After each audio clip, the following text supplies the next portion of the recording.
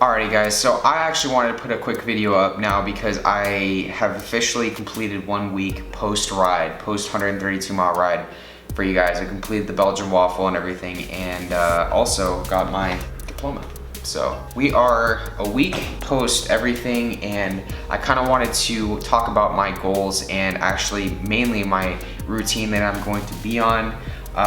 Because I've been getting a lot of questions about that lately, and I don't really do a lot of video stuff on this channel. It's mainly podcasts, and I just want to kind of clear the air with everything. This week has shown me a lot just physically about myself. After doing the ride, I went straight into, I guess, heavy training, and it was probably not the best move to do right after what I was going through, which is pretty much 6 to 7 days a week of just straight riding, and went back into heavy deadlifts, heavy squats, heavy bench, all of that, and found that I didn't lose as much strength as originally thought I would lose, which is great, and I'm actually stoked about that. My body isn't as stoked though.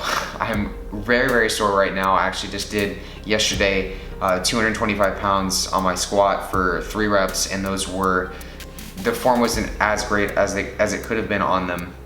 And now more than ever, I'm going to be on a structured routine. I haven't really figured out my routine yet. I've always kind of made my own routines for the most part. I've based it around the bench, overhead press, squat, and deadlift, powerlifting based. And I want to do something that's a mix of both of them. Now in the past, I was at my strongest, I'd say about 3 years ago, whenever I do post pictures of myself that are of me with a higher level body fat and over 200 pounds, I was on Lane Norton's PHAT, well, I almost said PHAT, which is power hypertrophy adaptive training, and it's a bodybuilder-ish, powerlifter-ish routine with a lot of volume to it.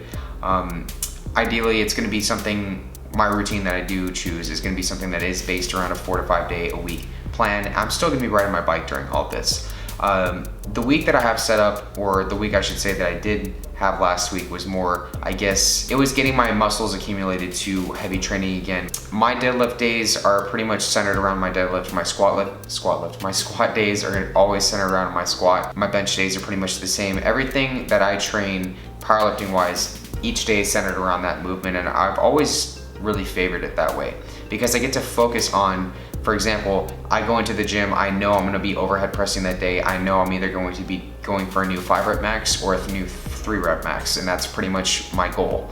And I'm gonna do everything I can to achieve that. Now, if I don't achieve that, that's kind of where it's all about either increasing your caloric intake or changing up your programming or changing around your rest times so that you are able to achieve the next level or the next number. Progressively overload each week. That is the main goal. That's the main real thing with me right now, is that if I do what I did last week where I have each day, for example, I deadlifted on Monday and then rode on Tuesday. Wednesday I went back into, it was an overhead press day, so aimed to hit overhead press that day. Then Thursday was a ride day. Friday I just did bench, and then Saturday I squatted. So each day, really, it's up to me right now if I want to continue to have each day set for that movement, or if I want to just do something that's more, I guess, general. I've done push-pull methods in the past, which have been great. That's my second most favorite way to train. Other than that, I really just kind of just favor, like today, where I have 5 days a week where I do train, and then 2 days for riding, and then today where it's Sunday where I kind of just go in the gym and just do mobility work. But that's kind of the plan right now, is to do the 5 days a week and then 2 days of riding and then 1 day off day / mobility day, and I like it that way.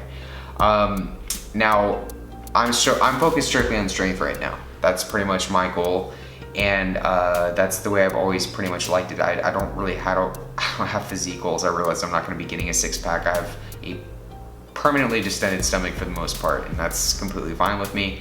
I am not aiming to ever get below 10% body fat. You guys get the picture here.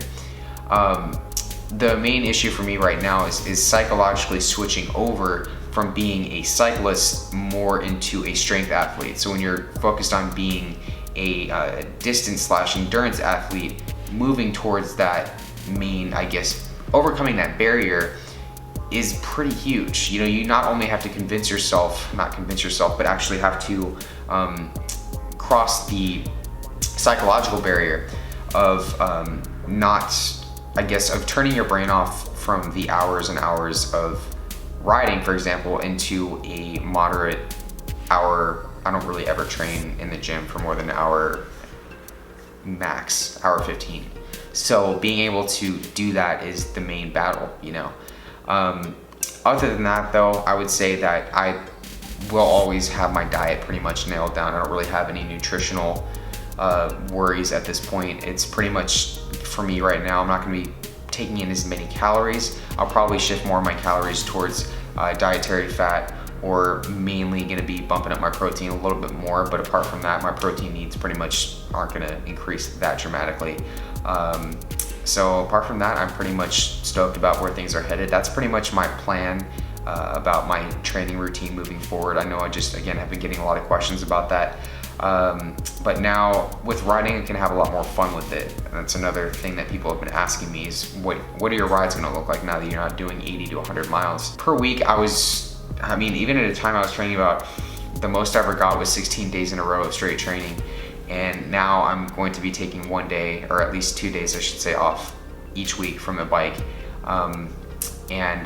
Now it's kind of just, everything's gonna be for fun. I mean, granted, I have a fully electronic shifting bike, and I have another bike that's, you know, 11 speeds as well. Like, I can have fun with them and not have to really worry about it. I've actually considered getting into track cycling as well to really build up my power.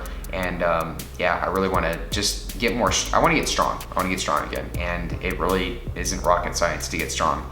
You just have to know what you're doing with your programming and with your eating and your rest. And for me right now, I have a lot of other things too that I need to prioritize with my health and everything as well that I'm going to be doing during this entire phase, including coming off of medication as well, which is going to ramp up my appetite, and it's going to make me want to lift even more. So that can be, I guess, seen in both a positive and negative way.